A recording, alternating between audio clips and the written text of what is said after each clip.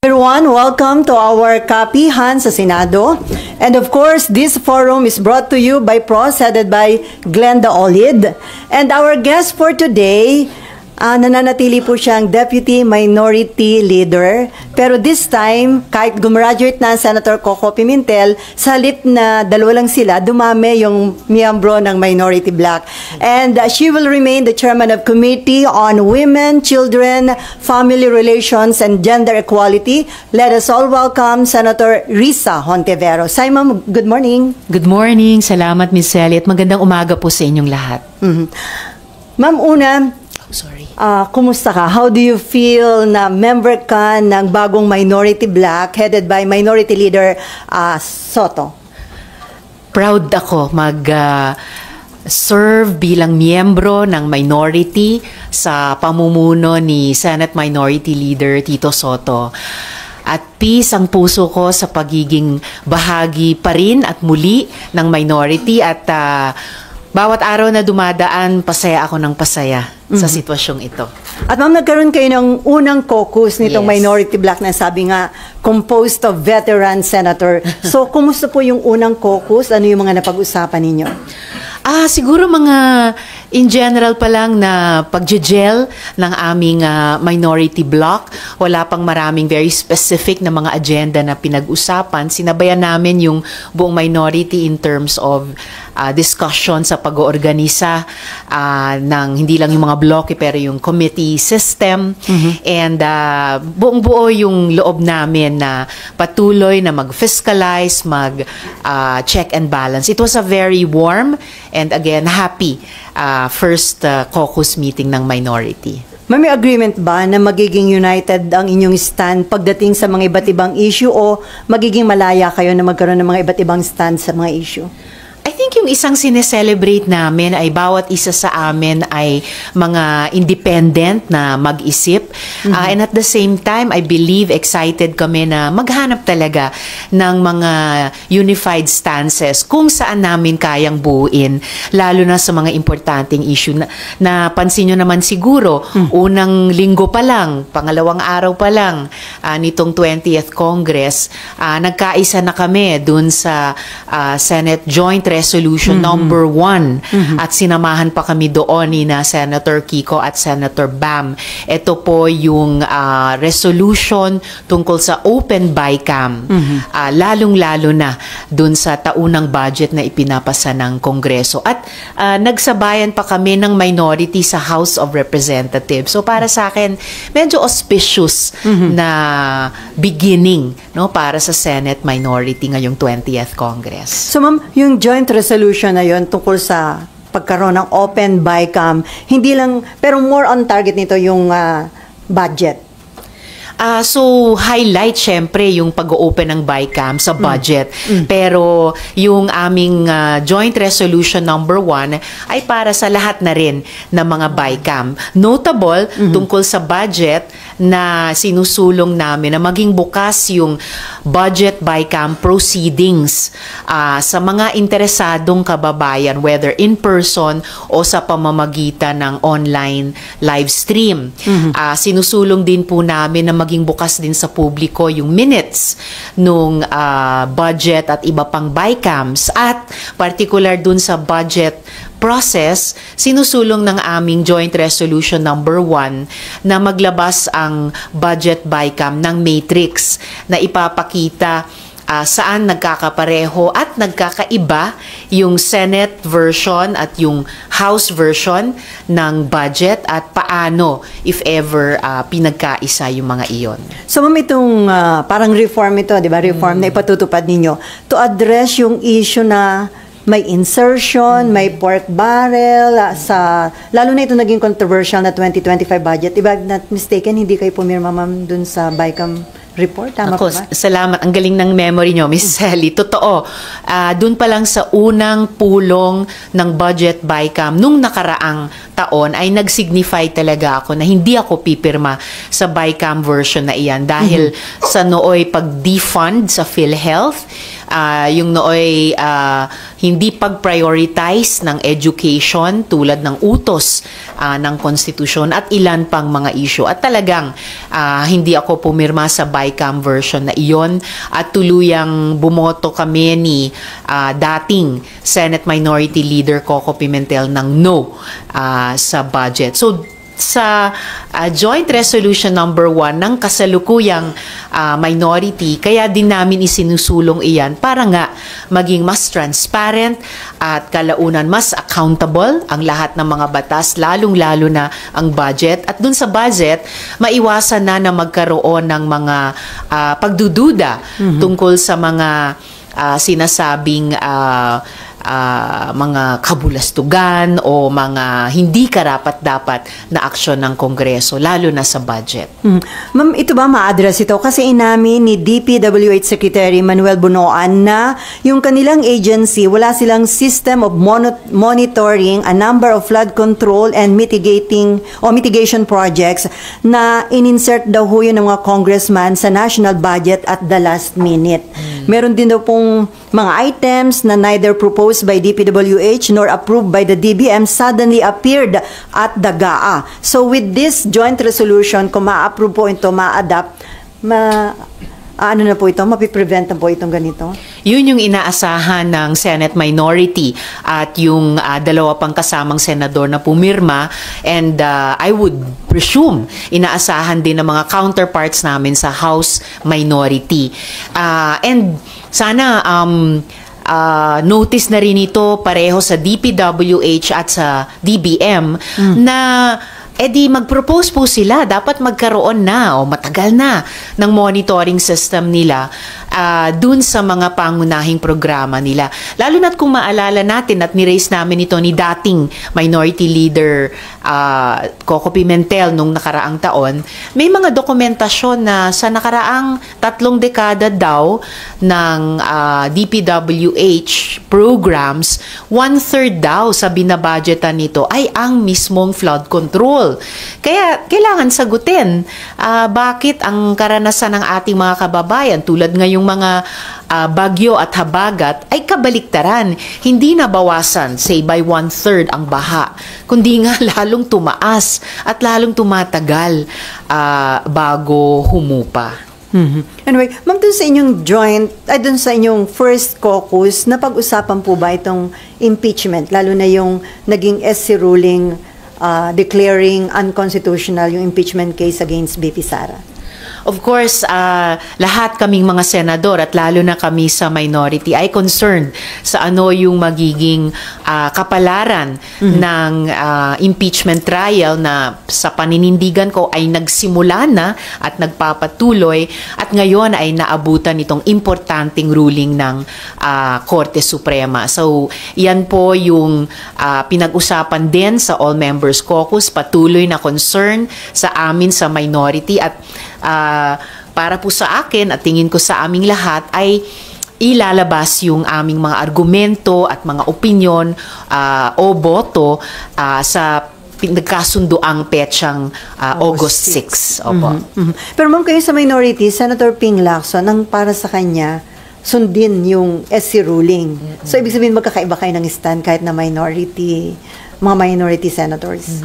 May mga pagkakaiba-iba man kami ng concerns o opinion dito tungkol sa impeachment. Nagkakaisa po kami sa minority na dapat magkaroon ng maayos na desisyon. Hindi lang kami sa minority, ang buong Senado kung papaano talaga namin ititreat itong buong impeachment trial at given din yung importanteng desisyon ng Korte Suprema. At the same time, yung ibang mga importanteng prinsipyong nasa konstitusyon, kaugnay ng obligasyon ng Senado, obligasyon din ng House pagdating sa impeachment at yung karapatan ng ating mga mamamayan na magkaroon ng buong impormasyon at matugunan ang entitlement nila sa accountability naming mga public officials. Before ma'am, hopeful pa rin kayo na magkakaroon ng trial considering na unanimous yung end bank ng Supreme Court nung bumoto sa ruling na nagdideklarang unconstitutional yung impeachment case? I'm always hopeful, lalo na sa ganitong mga pinakaimportanteng mga proseso na iniaatas sa Senado na may partikular na obligasyon. So, ilalabas ko rin yon, yung mga argumento, opinyon, pati boto, kaugnay ng pag-asang iyon sa August 6. Okay, Mav, and then si RG. Hello. Hello. Yeah. Meron po kasing ilang senators na nag-raise ng concern na baka raw po pag hindi sumunod yung Senado sa SC ruling ay magkaroon ng constitutional crisis. Your comment lang po. Wala namang may gustong magkaroon ng constitutional crisis ni political gridlock o deadlock na sinabi naman ng ibang observers. Kaya nga talagang binubuno namin these days, these weeks, kung papaano tamang dapat kumilos ang Senado. At lahat nito ay pinag-aaralan namin sa ngayon at ihahain namin ng kompleto pagdating sa plenary sa August 6. At ma'am, yung sa August 6 nga po, plenary ito, are you still hopeful that you will reconvene as an impeachment court? Yes, I think the court is still convened. Ang trial ay nagpapatuloy. Kaya hopeful ako at yan ay magiging laman din ng aking mga argumento at opinyon sa August 6 na patuloy kaming magko-convene patungo nga dun sa pinaka-importanting paghain ng mga ebidensya at mga witnesses dun sa bawat article of impeachment. Pero yung sa August 6, ma'am, yung deliberation tungkol sa impeachment, saan gagawin yun? Sa plenary session ninyo as legislative body or magko-convene kayo on August 6 as impeachment court? Ano yung usapan, ma'am, dun sa caucus? Apparently, tatalakay na kami ng mga issue ito bilang Senado muna, bilang legislative body. Okay, RG. Personally, kayo po, ano pong position ninyo? Susunod po ba kayo dun sa Supreme Court or hindi? Kasi for your other colleagues, even the majority, they've made their sentiments clear. May mga nagsabi na kung sino yung pabor sa pagsunod at hindi. Lagi kong nirerespeto din ang Korte Suprema tulad ng inaasahan kong mutual respect nila sa iba pang mga branches of government. Kasama na ang legislature kung saan nakapabilang ang Senado. Kaya ang disposition ko at naririnig ko yun sa iba pang mga colleagues ko ay maghanap ng pagbabalanse o harmonization, no, sa pagitan ng pagrespeto sa Korte Suprema, pagtaguyod sa mga responsibilidad namin bilang Senado at pagtupad sa aming mga obligasyon sa ating mga mamamayan na nag-e-expect at tamang nag-e-expect sa amin ng pagtaguyod din sa accountability ng mga public officials. Ma'am, I remember your statement when the ruling came out, and parang I would like to clarify, do I take it to understand na parang you feel na talagang humirap ang impeachment because of the may mga nilagay silang requirements Additional requirements. Actually, yung requirements o additional requirements na iyon para makapagsimula ng isang impeachment process ay isa sa ilang mga seryosong tanong pa rin, seryosong concerns na meron ako at naririnig ko rin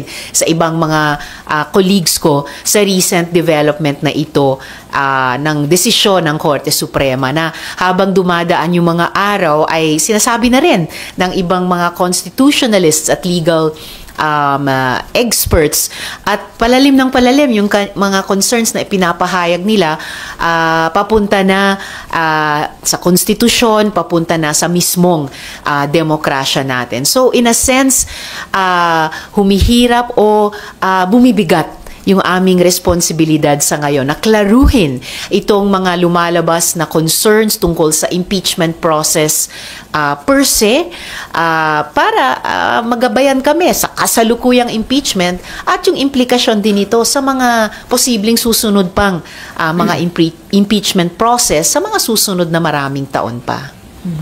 Balikan ko na yung Senate Joint Resolution number 1 po ninyo. Napasama po si Senator Kiko at Senator Bam. Nagulat nga kami doon. Is that something that sasama pa rin po ba sila in future resolutions of the minority? Is this the start of a trend na pagka may certain issues, baka sumama sila sa inyo?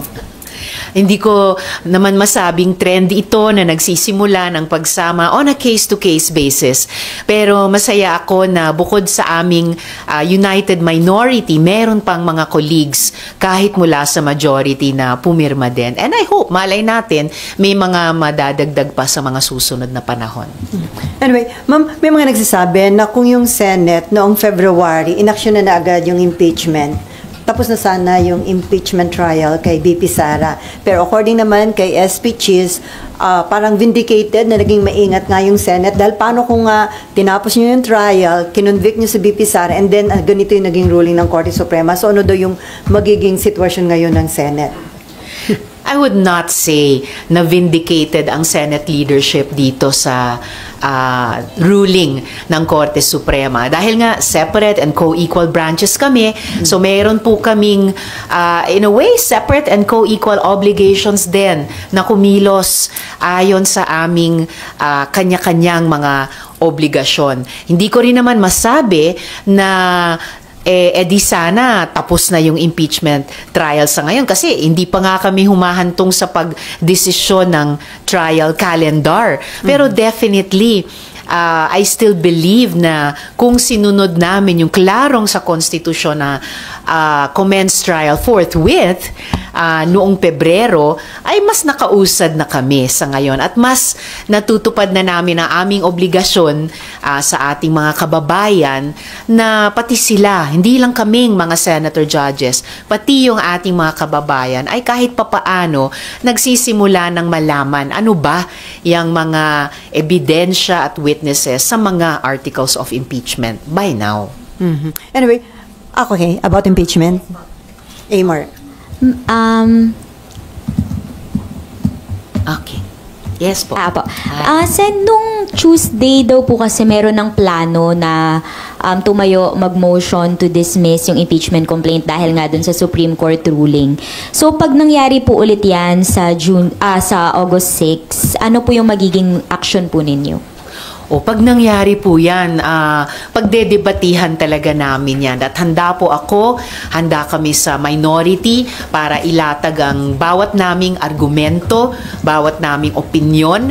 At kung talagang ipilit sa botohan, bawat naming boto kaugnay niyan.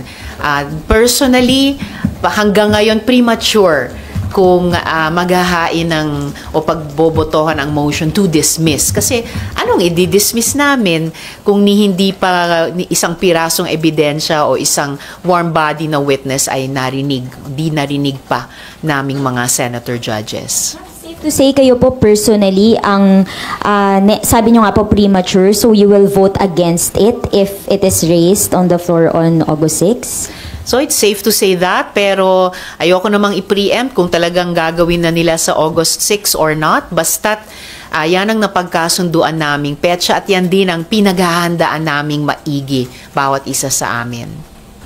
Okay, Ma'am, additional about impeachment. Ma'am, naglabas na po kayo ng joint statement with Sen Kiko and Sen Bam about your feelings on the ruling of the SC. May plano po ba kayo na gumawa ng isa pang joint resolution dito to express the sense of the Senate? Merong draft resolution, hindi joint resolution, pero resolution na tinatrabaho ng ilang mga senador. Kasama po ako. Yes. Ano yung lalaman yun? Well, yung laman nun ay may ilang highlights na naisama dun sa statement na i-release. And I believe makakasama po yun sa maraming argumento, opinion at eventually kung ipipili talaga boto pagdating sa August 6. Basta't yan yung kumbaga D-Day na pinupuntahan naming lahat dahil yan ang napagkasunduan ng buong Senado. Ma'am, yung reso, ano po yung hinihiling niya? Ano yung prayer niya? It's more of draft pa rin siya sa ngayon pero nagsasite po siya ng mga references sa ilang mga dating justices na nagbibigay ng payo kung paano ilang mga gabay kung paano pwedeng mag-move forward. So magbe-benefit po kami dyan kahit sa parating na debate sa August 6. Ma'am, ilan kayong mga senator? Hindi ko, kasi may ibang senador na nangunguna sa pag-draft niyan, so hindi ko alam kung ilan na ang pumirma dyan o alyan yung final number na magpipirma. Headed by Senator Kiko Pangilinan, ma'am? Pwede nyo po siyang tanungin dyan. Yes. Okay. How about in filing an MR? Would you want to be part of any move to file, or are you going to spearhead filing an MR dun sa ruling ng court? Well, regarding a motion for reconsideration, ang nabalitaan ko ay yung House ang nag-anunsyo na sila'y magfa-file ng motion for reconsideration.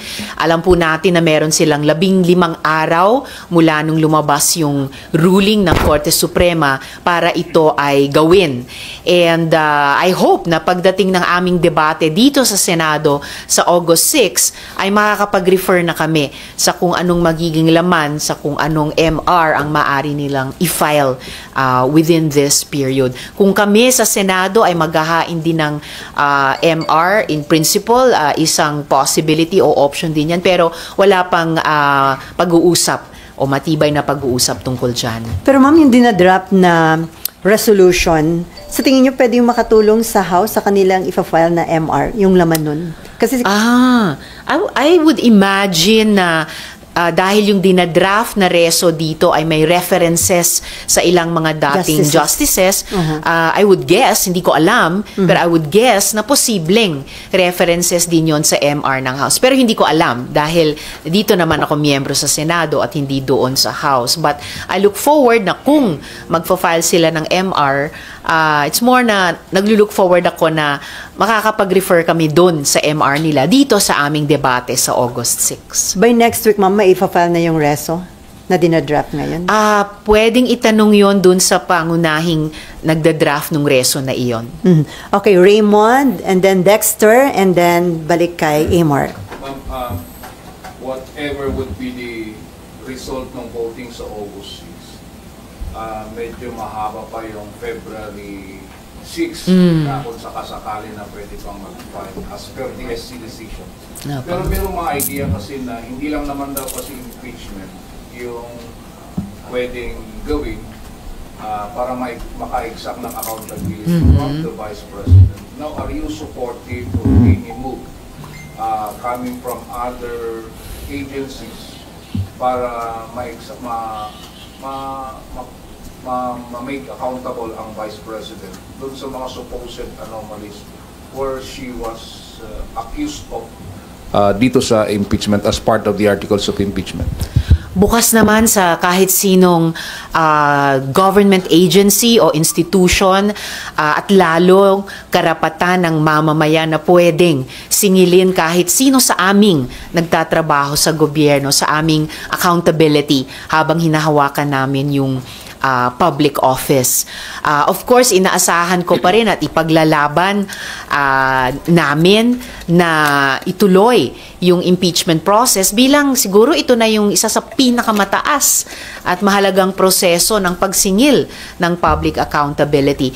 Hindi ko pa kino-concede na matutuloy na talaga yung botohan dyan sa August 6 dahil magdedebate pa kami. Pero kung anuman ang mangyari at hindi mangyari sa August 6, kung ang susunod na timeline o horizon na titignan ng mga advocates ng public accountability ay February 6, hindi naman po nauubos yung fighting spirit at yung energy ng mga advocates of public accountability. So, anumang front yan ng pagsingil ng accountability na iyan, umaasa ako na laging magiging handa at laan ang lahat.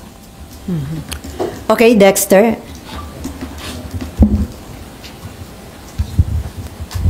Good morning, Sen. Good morning. Balikan ko lang po yung Joint Resolution number 1 dahil kasama dun sa sinusulong dun sa Open BICAM ay para maiwasan yung mga nasabing insertions.